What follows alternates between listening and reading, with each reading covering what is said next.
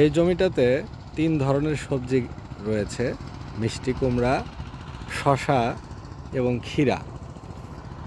এবং দুপাশে টিলার চলছে, টিলারের আওয়াজে মুখরিত চারপাশ। ধানের জমি প্রস্তুত করা হচ্ছে।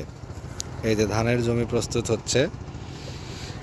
আর এই পাশে রসুন গাছ, ওই পাশে টিলার রাখা হয়েছে, ওইটা দিয়ে ওই জমিটা প্রস্তুত করা হবে। এখানে রাখা হয়েছে এই যে বাঁশ টাস রাখা হয়েছে মাচা তৈরির জন্য।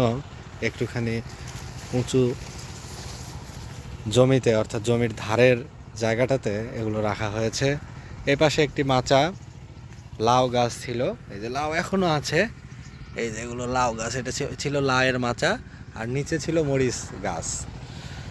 আর এই পাশটাতে রয়েছে ভুট্টা গাছ, ভুট্টার জমি এগুলো।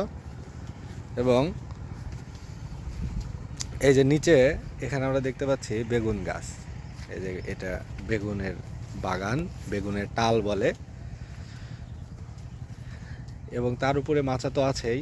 লাউয়ের পরে এবার এখানে লাগানো হয়েছে, ছোট ছোট লাগানো হয়েছে মিষ্টি কুমড়ার চারা। ধীরে ধীরে ধীরে ধীরে এই মিষ্টি কুমড়ার গাছগুলো এই মাচাটা ছেয়ে যাবে মিষ্টি কুমড়ার গাছে।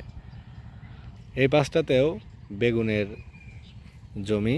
এই যে এখানে অল্প একটু জমিতে বেগুন লাগানো হয়েছে, বেগুনের গাছ, ফুল এসেছে, বেগুনি ফুল, বেগুনের ফুল বেগুনি। এবং সামনের যেখানে মাচাটা দেখা যাচ্ছে, উপরে তির্যক বাঁশের যে একটা মাচা, এটা ছিল বরবটির মাচা, কিন্তু বরবটি গাছ মারা গিয়েছে, এখন হয়তো এখানে অন্য কিছু লাগানো হবে। এবং এই পাশটাতে রয়েছে রসুন গাছ, পেঁয়াজ গাছ এবং টমেটোর মাচা।